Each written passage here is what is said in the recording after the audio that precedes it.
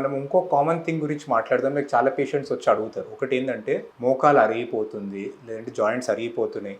ఆ జాయింట్ లోపలికి ఇచ్చే ఇంజెక్షన్స్ గురించి, లైక్ జాయింట్ లోపల ఇంజెక్షన్ ఇస్తే తగ్గిపోతుంది కదా. ఎందుకంటే ఈ మధ్య there is lot of marketing, advertising. ఈ జాయింట్ లోపలికి ఇంజెక్షన్ ఇస్తే సర్జరీ అవసరం పడది, రీప్లేస్మెంట్ అవసరం పడదు అంటే ఎంతవరకు నిజం ఉంది, ఎంతవరకు అబద్ధం ఉంది అనేది మనం కొంచెం మాట్లాడుకుందాం. మనకు రియలిస్టిక్గా ఎంత ఎక్స్పెక్టేషన్స్ ఉండాలని. సో ఒకటి ఏంటి అంటే మోకాళ్ళకి ఇచ్చే ఇంజెక్షన్స్ అనేవి ఒకటే రకమైన ఇంజెక్షన్స్ ఉండేవి జాయింట్లు అనేవి, మల్టిపుల్ వెరైటీస్. కామన్ వాటి గురించి మాట్లాడదాం. సో కామన్గా ఏంటి అంటే ఇంతకు ముందు కాలంలో ఇస్తుండే, అంటే ఇప్పుడు కూడా ఇస్తున్నారు. It's not like it's not being given. It's called steroid injection. So steroid ఏం చేస్తుంది అంటే ఇమ్యూనిటీని తగ్గిస్తుంది.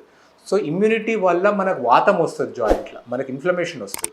సో ఇమ్యూనిటీని తగ్గించినందుకు మనకి పెయిన్ కూడా తగ్గుతుంది. అంటే వాతం తగ్గేసరికి మనకి జాయింట్లో ఉన్న పెయిన్ కూడా తగ్గుతుంది. సో పెయిన్, స్వెల్లింగ్ ఇవన్నీ తగ్గుతాయి దాంతో. జనరల్లీ క్వైట్ చీప్ అండి. మనకి స్టిరాయిడ్ ఇంజెక్షన్ చాలా చీప్ ఉంటుంది. మనకు సమ్టైమ్స్ చూస్తే ఒక వైటిష్ కలర్ ఉంటుంది, మీకు చూసి ఉంటుంది, మీరు నోటీస్ చేస్తే. And relatively cheap.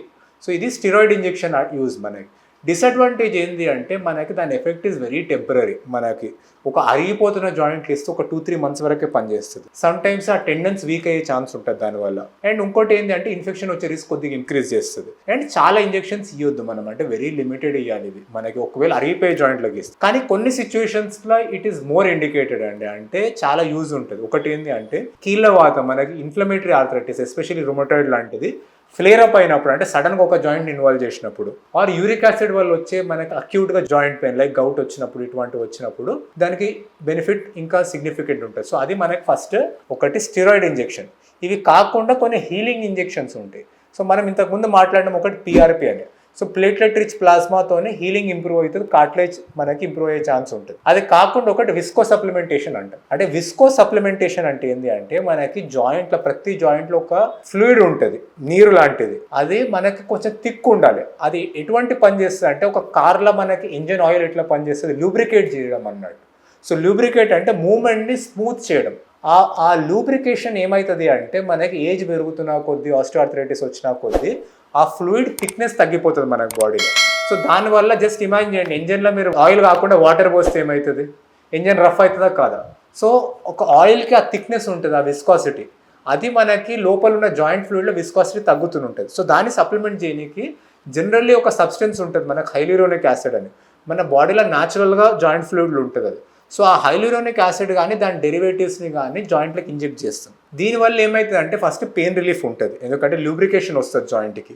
మనకు ఆస్టియోఆర్థరైటిస్ ప్రోగ్రెస్ తగ్గుతుంది. మనకంటే ఎంత ఫాస్ట్గా మనకి ఇయర్ బై ఇయర్ అరిగిపోతుందో మనకి ఆ ప్రోగ్రెస్ అనేది హాల్ట్ అవుతుంది. అండ్ పెయిన్ రిలీఫ్ ఉంటుంది మనకి. ఇది మనకి విస్కో సప్లిమెంటేషన్ గురించి. యూజువల్లీ హైల్యూరోనిక్ యాసిడ్ ఇస్ ఇది. దీనికి మనకి ప్రోస్ అండ్ కాన్స్ ఏంటి అంటే మనకి ఎటువంటి వాటిలో ఇవ్వాలి అంటే మైల్డ్ నుంచి మోడరేట్, అంటే కొంచెం ఆర్థరైటిస్ ఉన్న జాయింట్లు ఇవ్వాలి.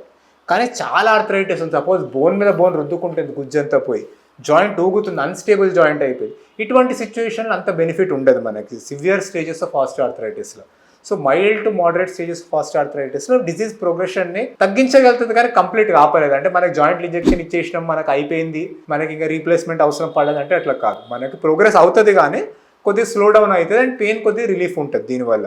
So this is basics about visco supplementation. ఒక థింగ్ ఏంటంటే దానికి కాస్ట్ ఎక్కువ ఉంటుంది. మనకి సమ్వేర్ బిట్వీన్ కంపెనీ బట్టి 8,000 to 20,000 వరకు కూడా మనకి పర్ ఇంజెక్షన్ కావచ్చు. ఇంకో అడ్వాంటేజ్ ఏంటంటే రిలేటివ్లీ ఈజీ, మనకి ఇచ్చేసి ఇంటికి పంపించేసేయడం. అంటే దానికోసం హాస్పిటల్ అడ్మిట్ అవ్వడము, కొన్ని డేస్ రెస్ట్ ఉండడం అటువంటిది ఉండదు. కొన్ని డేస్ మోకాలు కొంచెం అన్కంఫర్టబుల్ ఉండొచ్చు, కొంచెం వాసినట్టు అట్లాంటిది ఉండొచ్చు, కానీ జనరల్లీ తగ్గిపోతుంది. అసలు వెరీ టెంపరీ ఎఫెక్ట్ అండి.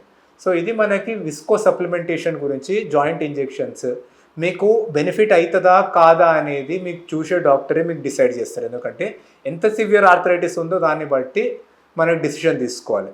Thank you.